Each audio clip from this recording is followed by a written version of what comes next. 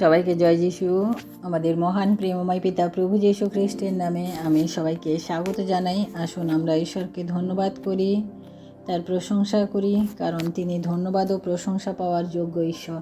তাই আসুন আমরা ঈশ্বরকে ধন্যবাদ সহকারে তার বাক্যপাঠের মধ্য দিয়ে যাই। আজকে আমি যে বিষয়ের উপরে বাক্যপাঠ করব, যে আমাদের প্রত্যেকের প্রশ্ন থাকে না, যে মৃত্যুর পরে আমরা কোথায় যাব, মৃত্যুর পরে আমাদের কি হবে, নানান প্রশ্ন থাকে। আমরা প্রত্যেকে জন্মেছি, আমাদের প্রত্যেককে মরতে হবে। সেই মৃত্যুর পর আমাদের কি আছে তা আজকে আমরা জানব। আমরা কয়েকটা পয়েন্টের মধ্যে আমি আপনাদেরকে বলবো যে প্রত্যেকে মৃত্যুর ডাকে আমাদের সাড়া দিতে হবে। আমরা ইব্রিয় তার 9 অধ্যায় আমি 27 পদ আপনাদের জন্য পাঠ করি। এখানে ঈশ্বরের বাক্য বলে, আর যেমন মনুষ্যের নিমিত্ত একবার মৃত্যু, তৎপরে বিচার নিরূপিত আছে। আমাদের প্রত্যেকের জন্য যে মৃত্যুর যে সঙ্গে একটা সম্বন্ধ বা সম্পর্ক রয়েছে সেটা আমরা জানি। আমরা আপনি আমি যাই করি না কেন, মৃত্যুর ডাকে প্রত্যেককে আমাদের সাড়া দিতে হবে। আমাদের প্রত্যেকে অবশ্যই মৃত্যু দেখতে হবে, সে যত ধনবান হোক আর যত গরিব লোক হোক, সম্পদশালী হোক বা ভিখারি হোক। যখন একটা শিশু জন্মায় তখন সকলে আনন্দ করে, কিন্তু শিশুটি কাঁদে, কারণ যখনই সে জন্মায় তখনই তার মৃত্যুর সাথে একটা সম্বন্ধ তৈরি হয়ে যায়। 20 বছর, 30 বছর, 40 বছর, 50 বছর বা 80 বছর বা 90 বছর যাই হোক না কেন তাকে একটি মৃত্যু তাকে দেখতে হবে। যেরকমই হোক না কেন, যে জন্মেছে সে মরবে, এটাই পৃথিবীর একটা বাস্তব সত্য।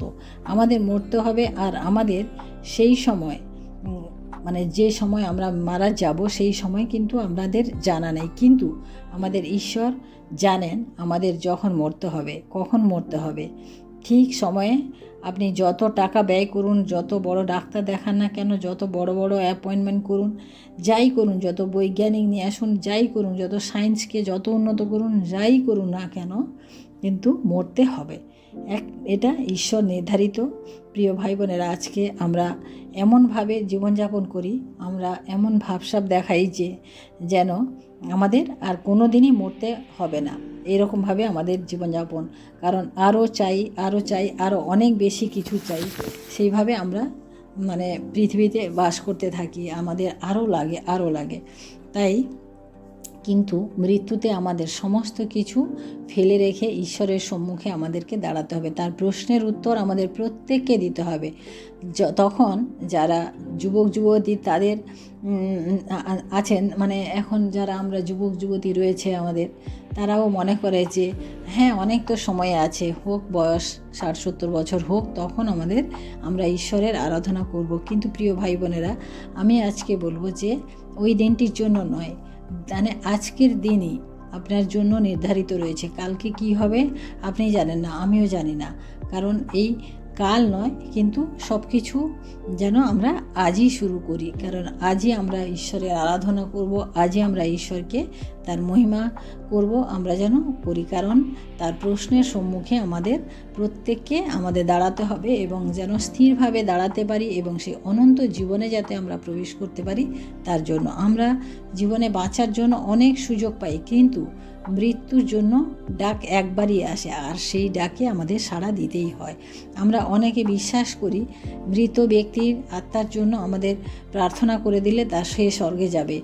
প্রিয় ভাই বোনেরা, এটা সম্পূর্ণরূপে আমাদের ভুল চিন্তাভাবনা, ভুল ধারণা। যদি আমাদের এরকম কিছু হতো, তাহলে আমরা যাই করি না কেন, আমাদের সন্তানেরা কি করতো, যে মৃত্যুর পরে অনেক ভালো ভালো ধার্মিক লোককে ডেকে নিয়ে এসে কি করতো, আমাদের জন্য প্রার্থনা করাতো, তার জন্য আমরা স্বর্গে চলে যেতাম। তাই আমাদের মৃত্যুর পরে কোনো প্রার্থনা গ্রাহ্য হয় না। আমাদের মৃত্যুর পরে আমরা কিসের জন্য প্রার্থনা করি? আমরা পরিবারের জন্য প্রার্থনা করি, যাতে পরিবারকে সেই মৃত্যুর কঠিন যে মুহূর্ত, সেই মুহূর্ত যেন না দেখতে হয়, যে সেই বিচারের মুহূর্ত যেন না দেখতে হয়। কারণ যারা মরে যায় তারা জানে না তারা স্বর্গে যাবে কি নরকে যাবে বা কোথায় যাবে, কিন্তু ঈশ্বর সেটা নির্ধারিত করেন। তাই আমাদের এই প্রার্থনা করার দ্বারা যে আমরা স্বর্গে যাব, এই বিষয়টা আমরা যেন চিন্তা না করি। তাহলে তো মানে যে খুশি যেভাবে খুশি জীবনযাপন করতো, এবং কয়েকজন ধার্মিক ব্যক্তিকে নিয়ে এসে তারা প্রার্থনা। প্রিয় ভাই বোনেরা, আমাদের এইভাবে প্রার্থনা করা হয় না, আমরা মৃত ব্যক্তির পরিবারের জন্য প্রার্থনা করি। তাই বেঁচে থাকতে আমাদের সিদ্ধান্ত নিতে হবে যে আমরা স্বর্গে বাস করব নাকি নরকে বাস করব। স্বর্গে আমাদের দেহ যায়, কিন্তু আমাদের আত্মা যায় আমাদের স্বর্গে। তাই দেহের সৌন্দর্য নয়, কিন্তু আত্মার সৌন্দর্য আমাদের বৃদ্ধি করতে হবে। স্বর্গ পবিত্র, তাই সেখানে আত্মাই কেবলমাত্র প্রবেশ করতে পারে। তাই আমাদের মৃত্যুর পর আমাদের কি হবে আমরা দেখি। 1 নাম্বার, আমাদের ধুলার শরীর ধুলিতে গমন করবে। আমরা আদি পুস্তক তার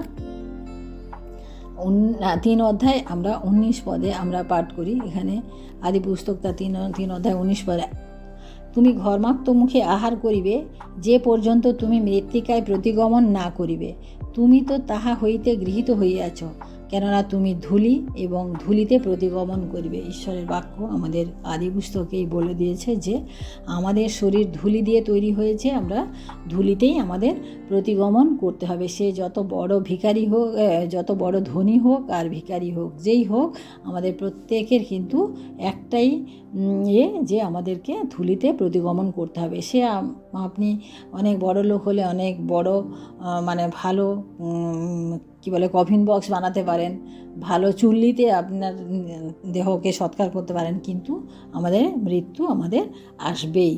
আমরা দ্বিতীয়ত আমরা দেখি যে আমাদের আত্মা ঈশ্বরের কাছে যাবে। আমাদের যে আত্মা রয়েছে না, সেই আত্মাকে আমরা জানি যে সে আত্মা তার কাছে আমাদের আত্মা চলে যাবে।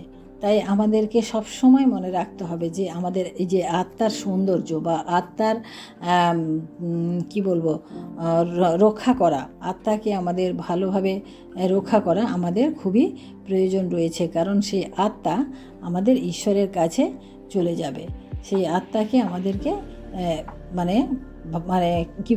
পবিত্র রাখতে হবে। আমরা তৃতীয়ত দেখি যে আমাদের মন যেটা সোল বলে না, আমাদের সোল, সেটা কিন্তু অনন্তকালীন স্থানে যাবে। সেটা হয় স্বর্গে যাবে আর না হলে নরকে যাবে। আমরা দ্বিতীয় করন্থীয় তার 16 অধ্যায় 19 থেকে 31 পদে আমরা দেখব। দ্বিতীয় করন্থীয় তার 5 অধ্যায় 8 পদ আমি আপনাদের জন্য পাঠ করি। 2 করন্থীয় 5 অধ্যায় তার 8 পদ। এখানে ঈশ্বরের বাক্য বলে, আমরা সাহস করিতেছি এবং দেহ হইতে দূরে প্রবাস ও প্রভুর কাছে নিবাস করা অধিক বাঞ্ছনীয় জ্ঞান করিতেছি। এখানে সাধু পৌল বলেন যে আমরা এইভাবে আমাদেরকে বাস করতে হবে, এইভাবে আমাদেরকে জীবনযাপন করতে হবে যেন শরীর থেকে যেন আমরা দূরে থাকি। কারণ এই শরীর অনেক কি হচ্ছে, মায়া মোহে পরিপূর্ণ, তাই না? তাই এখানে বলছে যে আমরা দেহ হইতে দূরে প্রবাস এবং প্রভুর কাছে নিবাস করা অধিক বাঞ্ছনীয় জ্ঞান করিতেছি। পৌল বলেন যে আমার প্রভুর কাছে, আমার মনটাকে আমি প্রভুর কাছে রাখবো, কিন্তু আমার দেহ থেকে আমি দূরে রাখবো। বিশ্বাসী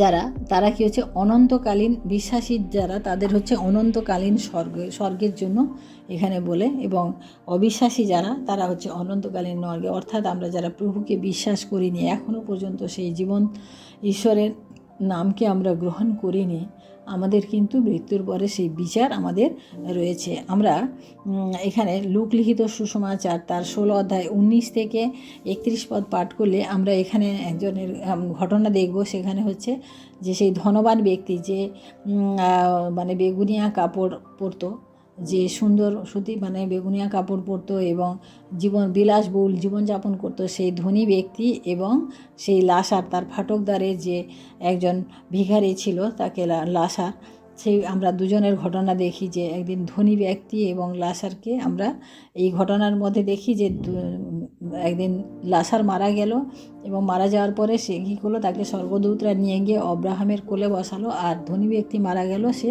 অনন্ত অগ্নিতে গেল।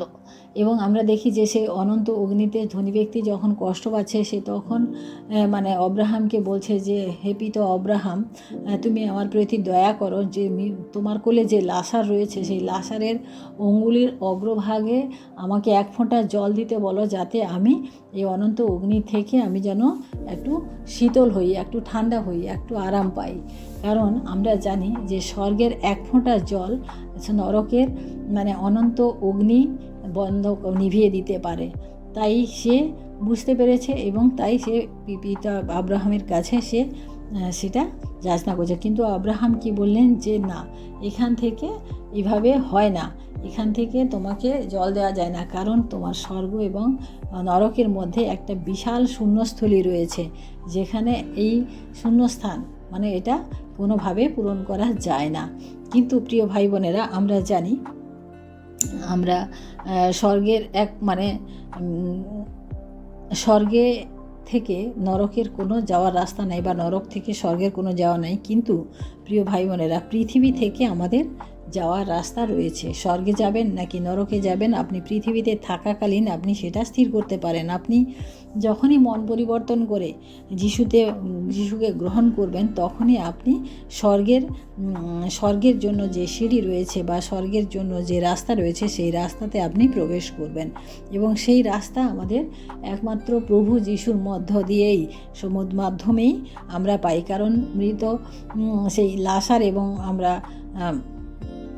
সেই ধনবান ব্যক্তির যখন আমরা কাহিনীটি আমরা যখন দেখি, যে সেখানে ধনবান ব্যক্তি বলছে যে পিতা, যদি সবই ঠিক আছে, এটাও আমি ভাবলাম যে না ঠিক আছে আমার কাছে না, কিন্তু আপনি আপনার সেই লাসারকে একবার পাঠিয়ে দেন আমার ভাইদের কাছে, যে সেখানে গিয়ে তাদেরকে একটু সুসমাচার দিক, তাদেরকে একটু বলুক যে যেন তারা এইভাবে মানে আমার মতো জীবনযাপন না করে, কারণ আমি যে কষ্ট যন্ত্রণায় ভোগ করছি সে যন্ত্রণা যেন তাদেরকে ভোগ করতে না হয়। তখন আব্রাহাম কি বলেছিলেন যে এখান থেকে কারোর যাওয়ার দরকার নেই, কারণ পৃথিবীতে তোমার অনেকে রয়েছে, মসি এবং ভাববাদীগণ রয়েছে, তারা তোমার ভাইদেরকে সেই সুসমাচার দিয়ে দেবে। অর্থাৎ প্রিয় ভাই বোনেরা, আমরা জানি যে মৃত্যু থেকে পুনরুত্থানের মধ্য দিয়ে প্রভু যিশু আমাদেরকে সেই সুসমাচার দিয়ে গেছেন, যাতে আমরা মন পরিবর্তন করি। কারণ আমাদের মৃত্যু থেকে আমাদের পুনরুত্থিত হতে হবে, প্রত্যেককে আমাদের মৃত্যু থেকে পুনরুত্থিত হতে হবে, এবং সেই পুনরুত্থানের পরে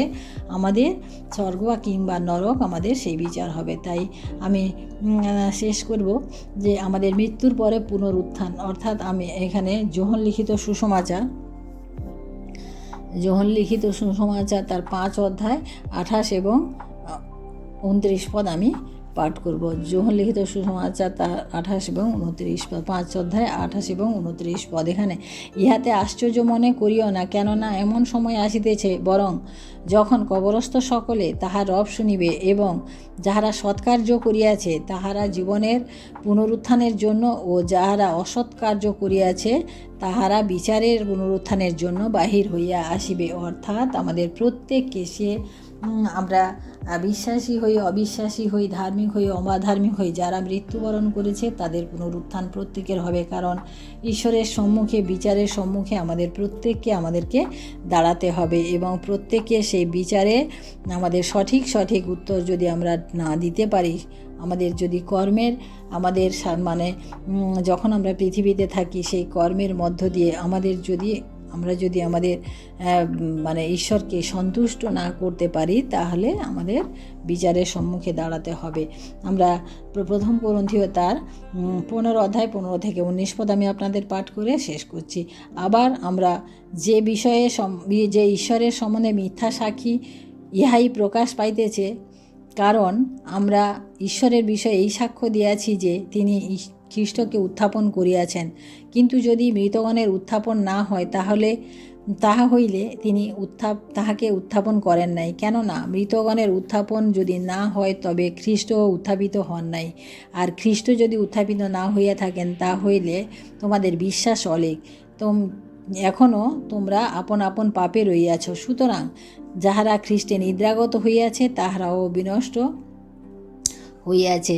শুধু এই জীবনে যদি খ্রিস্টে প্রত্যাশা করিয়া রাখি, তবে আমরা সকলে মনুষ্যের মধ্যে অধিক দুর্ভাগা। অর্থাৎ আমরা যদি বিশ্বাস না করি পুনরুত্থানে, তাহলে বলছে কি আমরা সকল মনুষ্যদের মধ্যে আমরা অধিক দুর্ভাগা। তাই প্রিয় ভাই বোনেরা, আজকে আমরা আসুন আমরা আমাদের মহান ঈশ্বরকে আমরা ধন্যবাদ করি, প্রশংসা করি যে তিনি আমাদেরকে সেই অনন্ত জীবনের জন্য আমাদেরকে পথ দেখিয়েছেন, সেই অনন্ত জীবনের জন্য আমাদেরকে রাস্তা দেখিয়েছেন। আমরা সেই মৃত্যুর পরে আমাদের পুনরুত্থান রয়েছে, পুনরুত্থানের পরে আমাদের বিচার রয়েছে। আমরা আমাদের কর্ম অনুযায়ী আমাদের প্রত্যেককে বিচারের হিসেব দিতে হবে। আজকে আমি পৃথিবীতে যা কিছু করছি প্রত্যেকটি বিষয় কিন্তু আমাদের সেই খাতায়, ঈশ্বরের খাতাতে লিপিবদ্ধ হচ্ছে, এবং একদিন সেই সমস্ত কিছু আমাদের সামনে খোলা হবে এবং আমাদেরকে সেই বিচারের সম্মুখে আমাদেরকে দাঁড়াতে হবে। তাই প্রিয় ভাই বোনেরা, আজকে আপনি স্থির করুন, আপনি আজকে মন স্থির করুন যে আপনি সেই স্বর্গের রাস্তায় যাবেন নাকি নরকের রাস্তায় যাবেন, আপনি স্বর্গের পথে যাবেন নাকি নরক। আজকে আপনি সম্পত্তি নিয়ে, আপনি আপনার ভোগবিলাস নিয়ে আপনি যত বড়াই করুন না কেন, যত আরও চাই করুন না কেন, একদিন কিন্তু সেই ডাক আসবে, যে ডাকে আমাদের প্রত্যেককে সাড়া দিতে হবে। আমার যত ধন সম্পদ, যত টাকা, যত যাই কিছু থাকুক না কেন, আমাদেরকে যেতেই হবে। তাই আসুন আমরা আমাদের মহান ঈশ্বরকে ধন্যবাদ দিই এবং আমাদের নিজেদের জীবনকে আরেকটিবার আমরা দেখি যে আমরা কোন পথে হাঁটছি, কিভাবে আমরা আমাদের জীবনযাপন করছি। আসুন আমি ছোট্ট প্রার্থনা করে শেষ করছি। Hallelujah, hallelujah. মহান প্রেমময় পিতা, তোমার মহানামের ধন্যবাদ প্রশংসা করি প্রভু। আজকের এই সুন্দর সময় প্রভু, আরেকটি বার তোমার অনুগ্রহ দয়াতে প্রভু আমরা তোমার সম্মুখে উপস্থিত হতে পেরেছি প্রভু, এবং সেই সুন্দর বাক্য আজকে আমরা পাঠ করতে পারলাম, শিক্ষা গ্রহণ করলাম প্রভু। তুমি দয়া করো প্রভু, এবং প্রত্যেককে তুমি আশীর্বাদ করো প্রভু। আজকে আমরা যেন, কাল নয়, আজকেই যেন আমরা শুরু করি আমাদের জীবনে পথকে, আমরা সেই স্বর্গের পথকে আমরা যেন বেছে নিই আমাদের নিবেদনের জীবনে। তাই আসুন আমি ধন্যবাদ করি প্রভু, আমাদের প্রত্যেক ভাই বোনকে তোমার চরণে রাখি, তুমি প্রত্যেকে আশীর্বাদ করো। ধন্যবাদ করি যেন প্রত্যেকের প্রার্থনা তোমার কাছে পৌঁছায় প্রভু। ধন্যবাদ, মহিমা, গৌরব, প্রশংসা তোমাকে দিয়ে এই বিনতি প্রার্থনা চাই আমাদের মুক্তিদাতা ত্রাণকর্তা প্রভু যীশু খ্রিস্ট, তোমারই নামে, আমেন। সবাইকে জয় যীশু। সবাই ভালো থাকবেন, সুস্থ থাকবেন। আজকের দিনটি সবার শুভ হোক। জয় যীশু।